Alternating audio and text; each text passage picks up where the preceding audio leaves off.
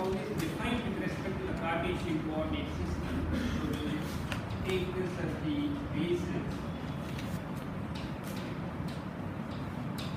The question is, a given point in this coordinate system will have a certain coordinate x1, x2, x3. You can ask what are the corresponding curvilinear coordinate systems. So the same point, which is represented by the coordinates x1, x2 and x3, is now going to be represented by a certain other coordinate u1, u2 and u3, which are related to x1, x2 and x3 by a certain transformation. We need to clearly define that transformation. So this would be u1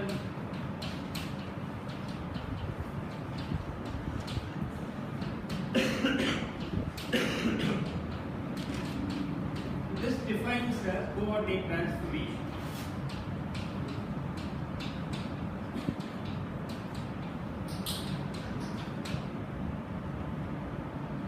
So since we don't want any ambiguity, suppose a point is represented by x1, x2, and x2, it will be represented by u1, u2 and u3. So we want a one-to-one correspondence between the coordinates in the original Cartesian system and the new curvilinear system. So a property of any coordinate system is that if this transformation is invertible, so we need to have x1 in turn, like this is I. We assume this x1, x2 and x3 should in turn be expressible in terms of u1, u2 and u3, right? So this is what we have. So I pointed out that the three-dimensional coordinate system, there are first a set of coordinate lines and then a set of coordinate surfaces. So what do we mean by coordinate lines? There are three coordinate lines. The coordinate lines are given by the u1 line, just as we have in the, I pointed out in the Cartesian system also you have the coordinate lines and the coordinate surfaces. So the u1 line would be given by this u2 and u3 are constants. So that defines the u1 line. So that is along the line, it's actually a curve, it's not necessarily a straight line.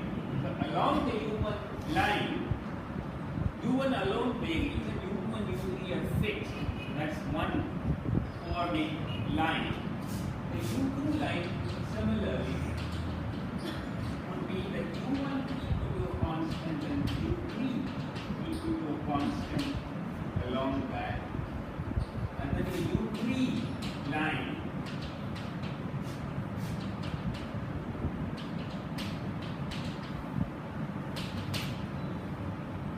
right? These are the coordinate lines. And what about the coordinate surfaces?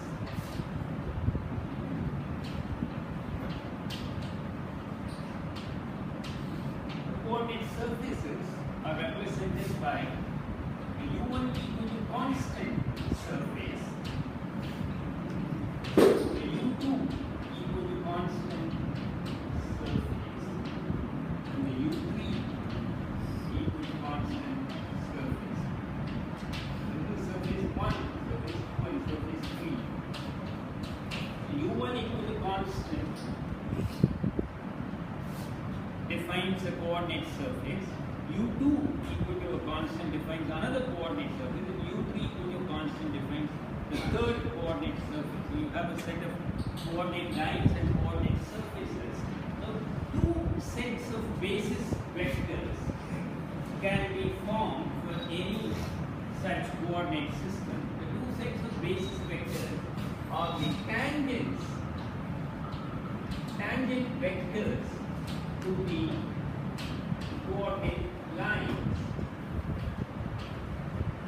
and the normal vector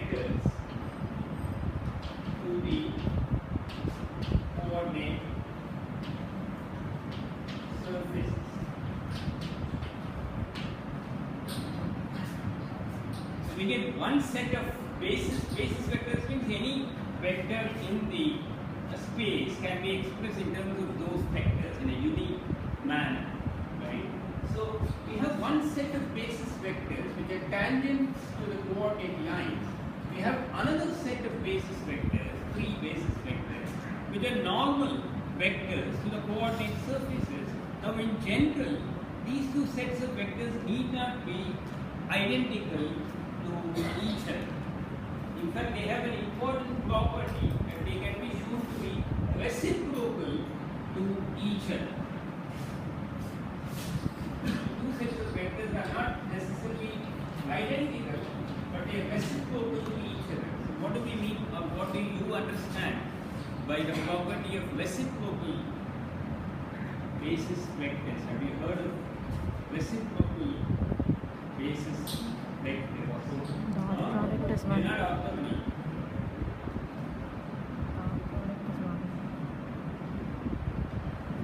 They are reciprocal. Suppose I call this, let's say A1, A2 and A3, and this I call as B1, B2 and B3. Now I say that the set of vectors A1, A2 and A3 is reciprocal to the set of vectors B1, B2 and B3. What is the relationship between the vectors A1, A2 and A3 on the one hand and B1, B2 and B3 on the other? Orthogonal, you correct, but A1 is not orthogonal. A1 is orthogonal to what? To B3, B2. One left. You are right. A1 is orthogonal to B2 and B3. Right? A2 is orthogonal to B1 and B3. A3 is orthogonal to B1 and B2. On top of it, A1 dotted with B1 is 1, and A2 dotted with B2 equal to 1, and A3 dotted with B3 is equal to 1. All of these can be represented compactly as A9 dotted with Bj is equal to what? Delta Ij. Conical delta.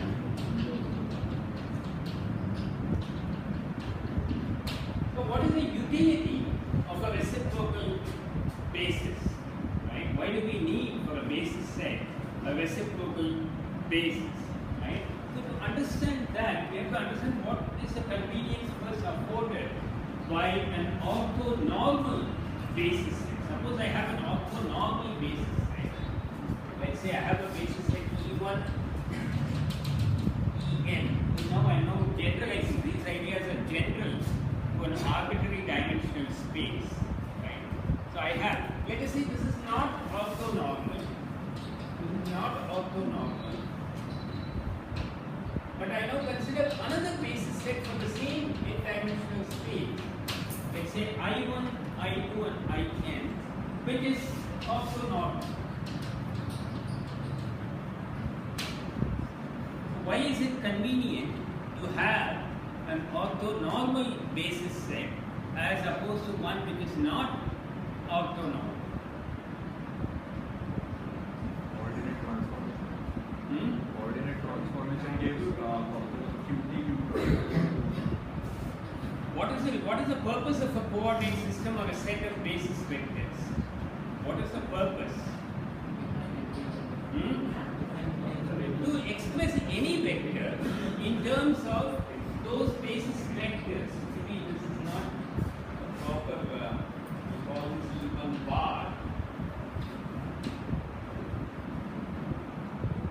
I am using for index, so I don't want to use that. So let's say orthonormal, right?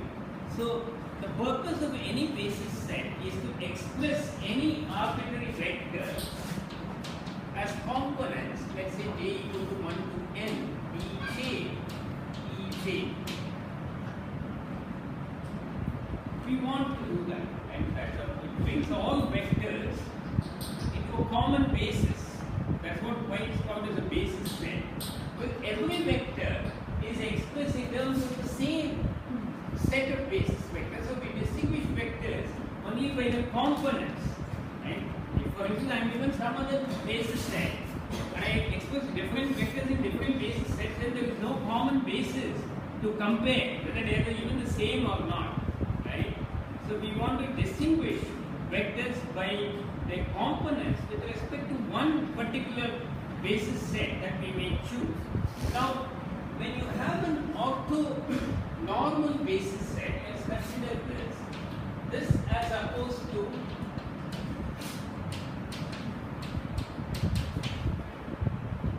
this. Suppose I want to take find the component of B with respect to a particular vector, right? So all I will do is be dotted with I bar. Suppose I do it. Suppose let's do this, right? So we do both. We do B dot EI and we also do B dot EI bar. Right? So what do we get here? When I do B dot EI, getting sum over j equal to 1 to n Ej dot EI. Nothing comes out of it. I cannot distinguish or I cannot separate one component from the other. It's a sum actually. However, when I do this, bar, right? Now look at this representation. EA bar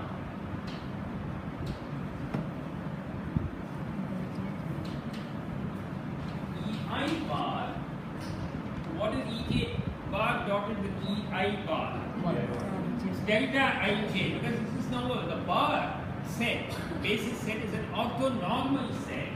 So I get sum over j equal to 1 to n Bj bar and delta Ij, which is nothing but EI bar. So if I want the ith component with respect to an orthonormal basis set, all I have to do is to take the dot product with the ith basis vector and I automatically get that. Here there is no way of getting the component, right? So in every case you will see that you have to solve a system of n equations to find the components of an arbitrary vector with respect to a non-orthonormal basis set, right? So now, however, like this is not orthonormal.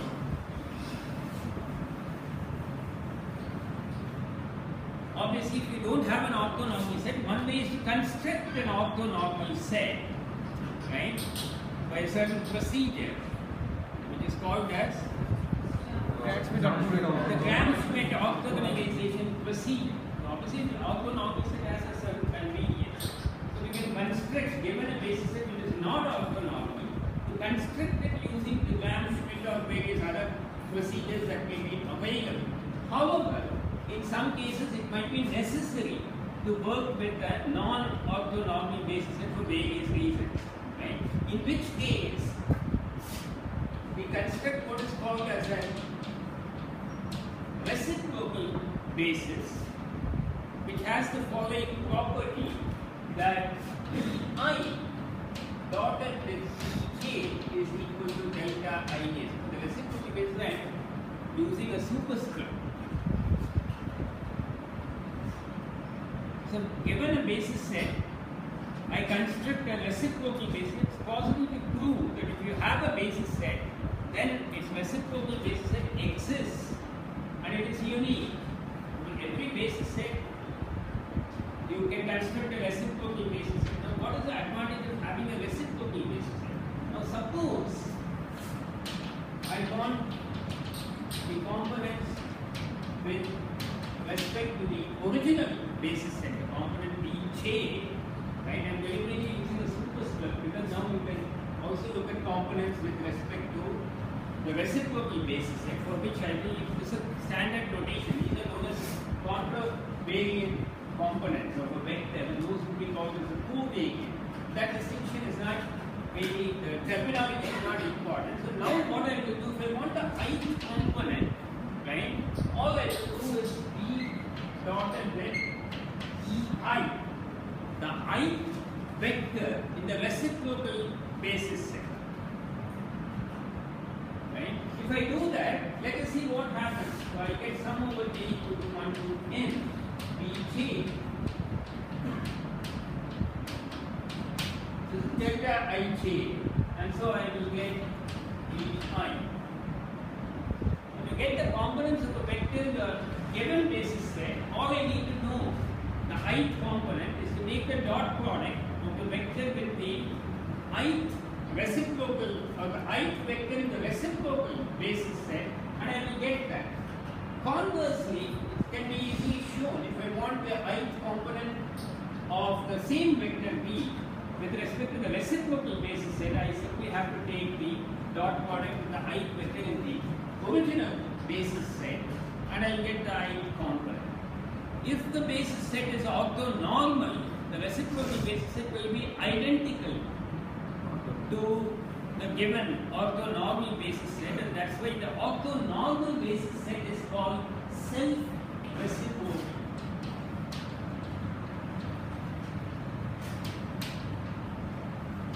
Because its reciprocal basis set is itself, and it's called self-reciprocal, because where we don't need the reciprocal basis set when you have an orthonormal basis set, right? So that is the important point. So in general, it is important to construct both sets of vectors unless you have an orthonormal basis. For example, if you construct the tangent vectors to the coordinate line, you find either it's orthogonal or orthogonal itself is sufficient.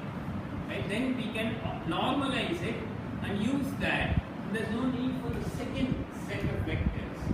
And in this course, we will consider only orthonormal basis sets. So this distinction is not really that important, but in general, it is important to know this distinction. Right? So we need the reciprocal basis set if the basis set is not orthonormal. Are there any questions?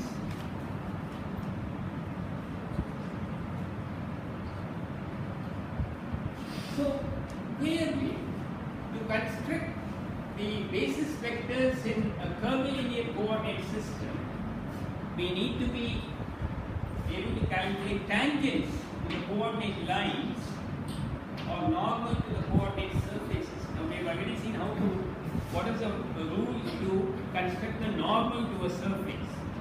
Right? If the normal is expressed as some function of the coordinates x1, x2 and x3, then the gradient vector gives the direction of the normal, and you can always orthonormalize it and get the unit normal vector. Here actually we are not interested in the unit normal vectors, then we use the property of reciprocity. Right? So we have to see how to construct the tangents to the coordinate lines. Now, if you look at, so this is a two-dimensional, so these ideas are important in general. The streamlines are tangents to the velocity vector phi. So we need to know how to construct tangents to a curve in space. Right? That's why we've already seen the utility of having to construct a normal to a surface. So the normal appears everywhere. We are calculating stress vectors or calculating the flow rate and so on. Right? So the normal appears. Here we are focused on tangent to a coordinate line, that means effectively tangent to a curve in space. Now if you take the two-dimensional space, there are three common ways of representing a particular curve. One, maybe y equal to f of x. Another, what is called as an implicit, one is an explicit, y equal to a function of x. It may not always be possible. The circle is a famous example where you cannot get an explicit expression either of y as a function of x or x as a single valued function of y. You write as x squared plus y squared equal to a squared. That's an implicit relation, right? Or maybe a constant. Or there's something called a parametric representation of a curve. advantage is that a curve cannot have an explicit representation in terms of y as a function of x or an x as a function of y. Gets an explicit representation for both x and y in terms of another variable which is called as a parameter characterizing the curve. Right?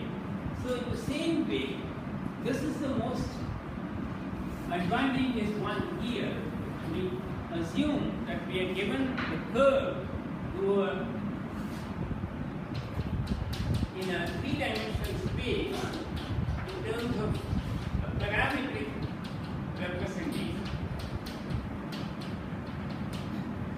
A single parameter defines the three coordinates x1, x2 and x3. Each one of them is given in terms of the parameter by some function x1 cap and x2 cap and x3 cap. So this defines a curve in space.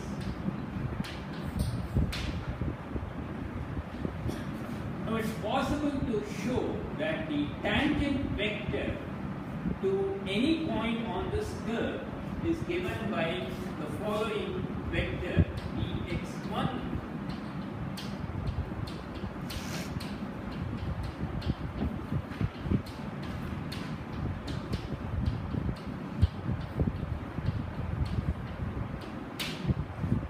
The tangent vector is given by this vector. I can write this in the repeated index summation convention as this. Once you are given a curve as a parametric representation in the above form, it is very easy to construct the tangent vector at any point, right? By simply take the derivative of the functions with respect to tau, the parameter, right? And you get the tangent vector constructed like this. Normally, when I say curve in two-dimensional y equal to f of x, we don't look at it as a vector. We simply say that the slope gives the tangent, right? But it can also possible to associate a tangent vector at every point, even for a curve in a two-dimensional space.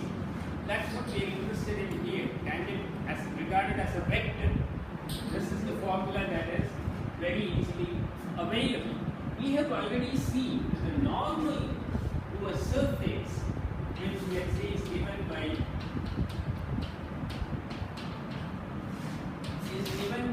we can write it as f comma I or ei. This may not be a unit normal, but certainly will give the direction of the normal, right? That's given by the gradient of the function. We'll see that is that the surface can be represented in a very general way as some function of x1, x2 and x3 equal to a constant, and then taking the gradient of that function will give me the normal to the surface. So we have both the formulas ready. All we have to do is to apply it to this. Let's look at how you would calculate the tangent to the u1 line. How would you calculate the u1 line? To calculate the tangent vector, which representation would you choose, this or this?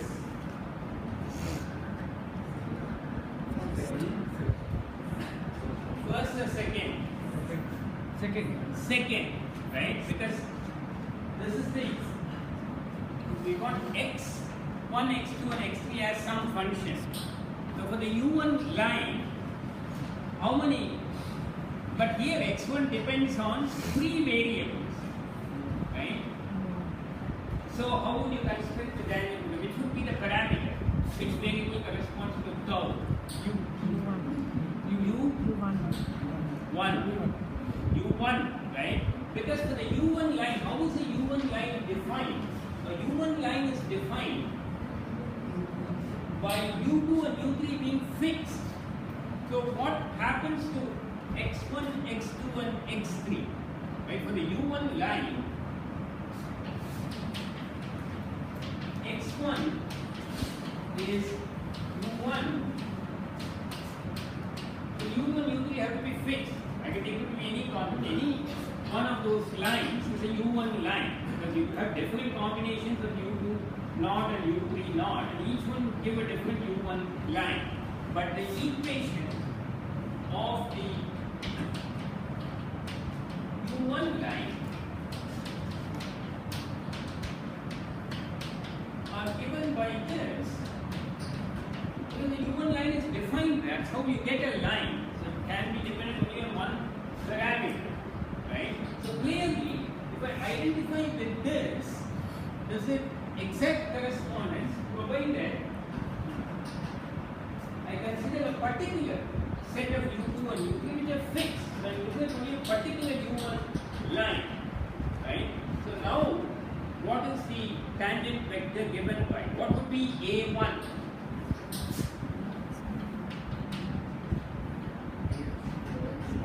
dxi by du1, or rather dxi. Now this will be a partial, because the U2 and U3 are variables, they are kept fixed. So I need to use a partial derivative. U1 ei, if I want to write for the general vector ai, right, can be given by, you can make this, I would even make this a. So it's a sum actually. It is dx1 by du1 e1 plus dx2 by du2 e2. I'm sorry, dx2 by du1 e2 plus dx3 by du1 e3. That would be a1. a1. If I want a2, I'll have to take the derivative with respect to u2 for all the functions, right? Because then u2 is the one that is changing, and u1 and u3 are kept fixed, right? So if I want u3 or rather a3, I would have to differentiate each one of the x's with respect to u3, right? And I construct the sum. So ai can be given generally like this.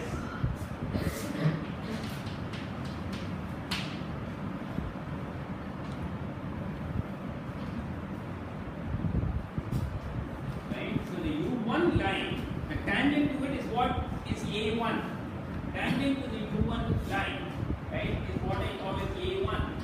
A2 is the tangent to the U2 line. A3 is the tangent to the U3 line. The U1 line, U1 acts as the parameter tau. The U2 line, U2 acts as the parameter tau in this general expression for a curve in space. The U3 line, U3 acts as the parameter tau. So in each and every case, the variables with respect to which you differentiate x1, x2 and x3 would be correspondingly different, and you can easily construct the vectors a1, a2 and a3, right? So now, what about normal to the surfaces, right? So to construct the U1, so clearly, since I have made use of this to construct the tangent, it is very clear that I would have to make use of this to construct the normal to the coordinate surfaces. After U1 equal to constant means what? This is a constant. That means this function of x1, x2 and x3 is a constant. So the f for the U1 equal to constant surface will be taken over the role of f, the general expression for a surface, will be taken over by U1 cap.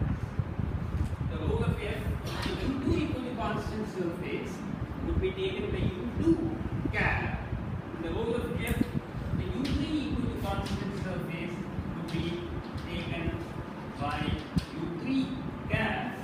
The normals, the ordering is very important. With the ai dot bj, we have to prove actually that it is delta ij, right? Ordering is very important. So v1 is the u1 equal to constant surface, and normal to that is v2. V2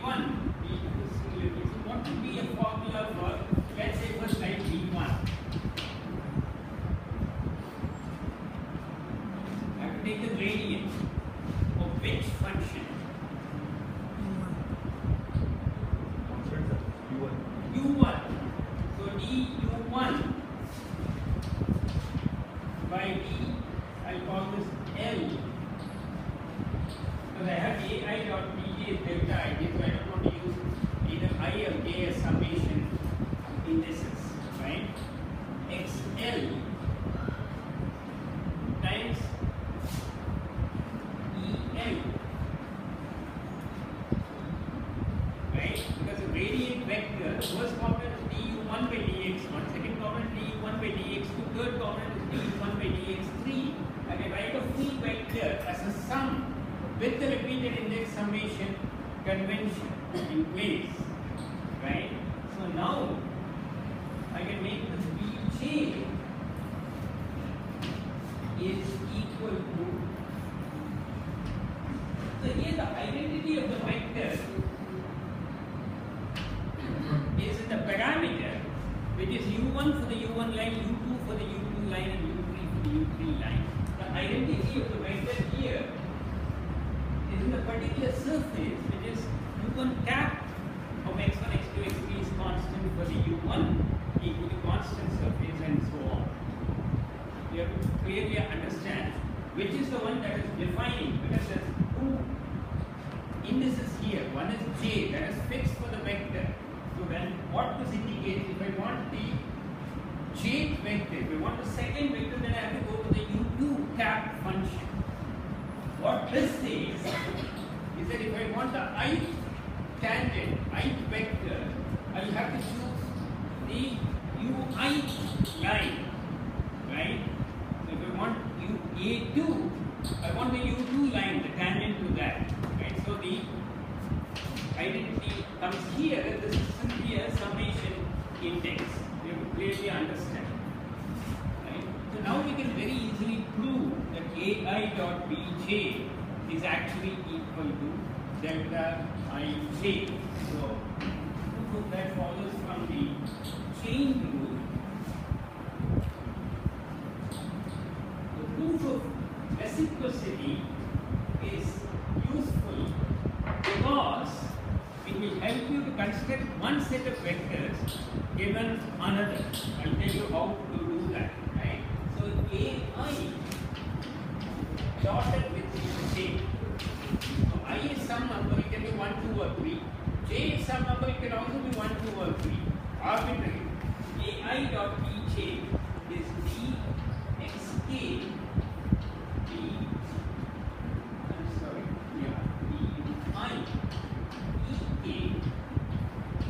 dotted with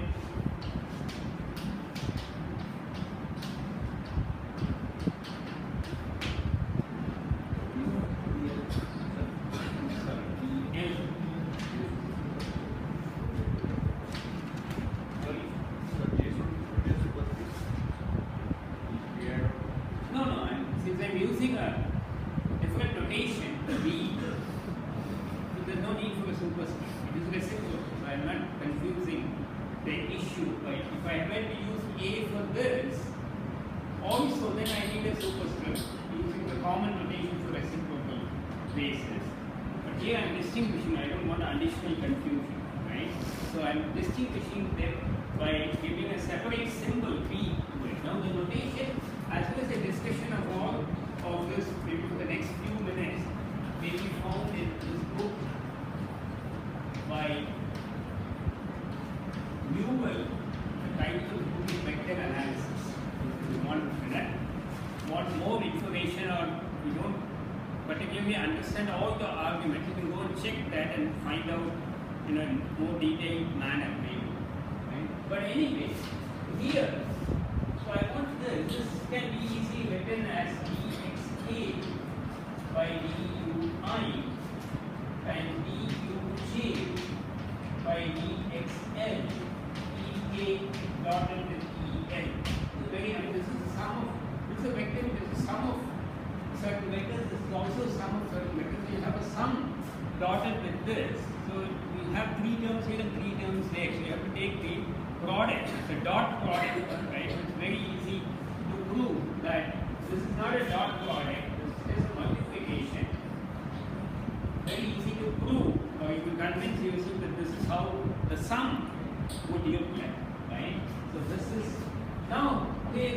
K dot EL, because these are Cartesian vectors.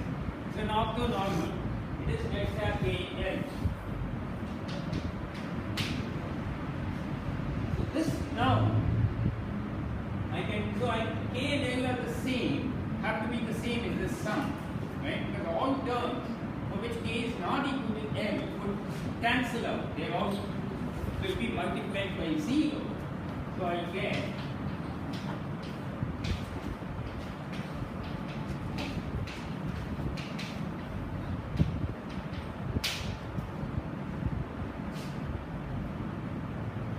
right. So now why this is equal to delta Ij, we have to prove.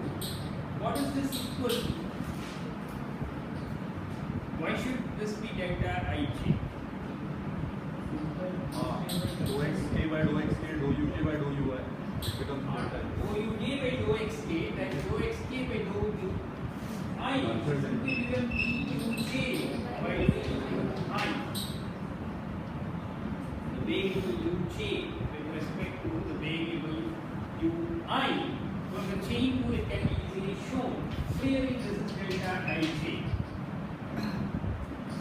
So we proved it. Basically what we are doing is the inverse transformation. The chain rule here is works like this. So I have u1 expressed in terms of, and I am considering this. Now suppose since I know that x1, x2 and x3 are functions of u1, u2 and u3, if I substitute that, right,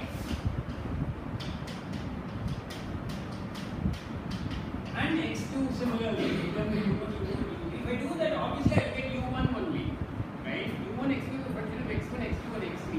In turn, x2 is a function of u1, u2 and u3. Would you be u1 for u1, u2 for u2 and u3 for u3, right? So that is the transformation that is there in this chain rule, right? Sort of an inverse transformation applied to the original transformation. So we get this. So this is what we have, right? It's equal to delta Ij. We have proved that. So we have proved that the set of vectors which are tangent to the coordinate lines is reciprocal to the set of vectors which are normal to the coordinate surfaces, right? So now this gives a way to construct one set of vectors from another. Now, I pick two methods. One of the methods is very general in that it applies to arbitrary dimensional spaces. Now, if I have, for instance, E1, En, I want to construct a reciprocal basis set. Here is a simple rule, right? So I write E. The matrix E is simply given by